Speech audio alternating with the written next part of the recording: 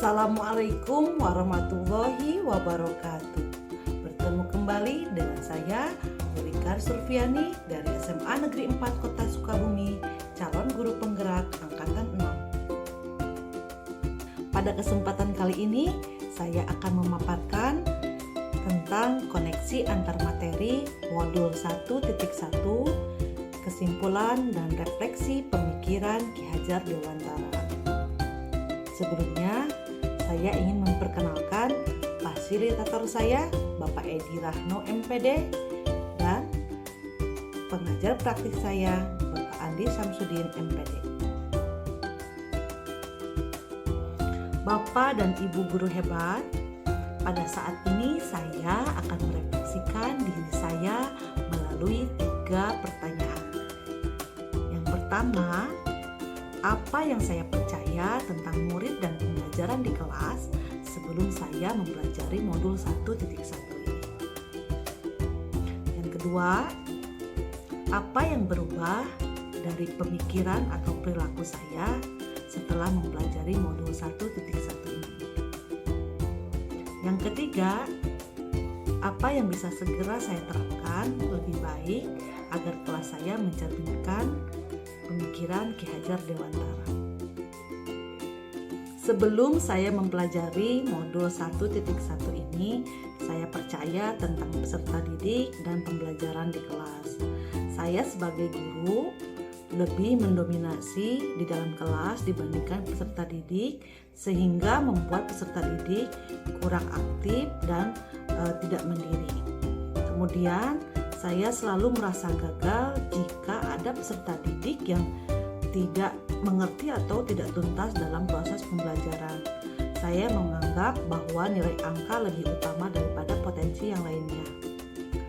Kemudian, saya selalu memaksakan peserta didik untuk menguasai materi sesuai dengan kompetensi yang ditetapkan pemerintah tanpa mengindahkan kemampuan atau potensi yang mereka miliki.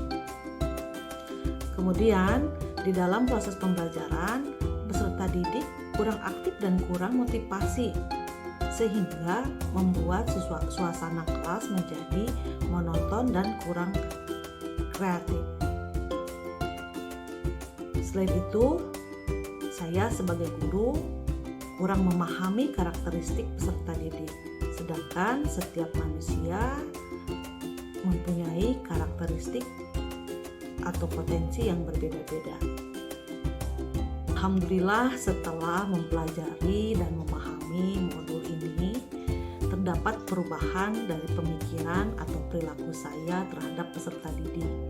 Di antaranya yaitu sekarang saya memberikan kebebasan terhadap peserta didik untuk menyelesaikan setiap tugas sesuai minat, bakat, dan kreativitas yang mereka miliki masing-masing.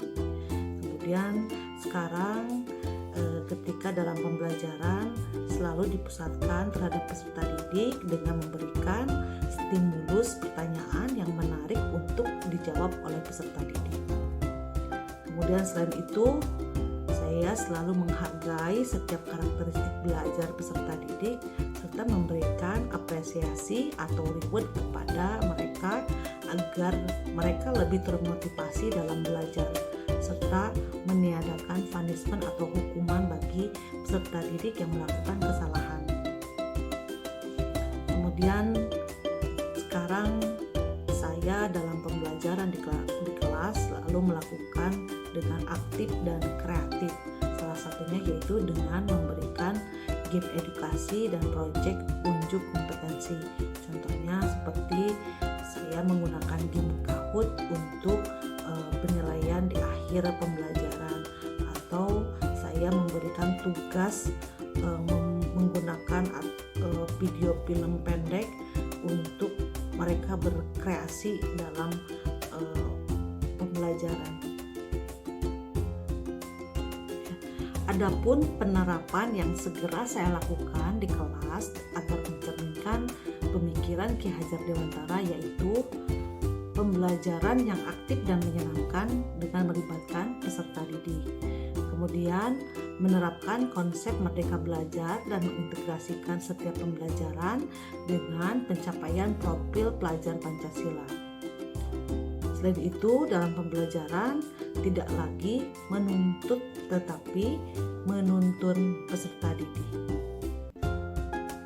Kemudian pembelajaran disesuaikan dengan kodrat alam dan kodrat zaman yang dimiliki oleh peserta didik. Kesimpulan yang dapat saya sampaikan yaitu dasar-dasar pemikiran Ki Hajar Dewantara harus segera kita terapkan dalam proses pembelajaran baik di kelas maupun di sekolah. Di antaranya yaitu pendidikan adalah menuntun anak sesuai dengan minat dan bakatnya.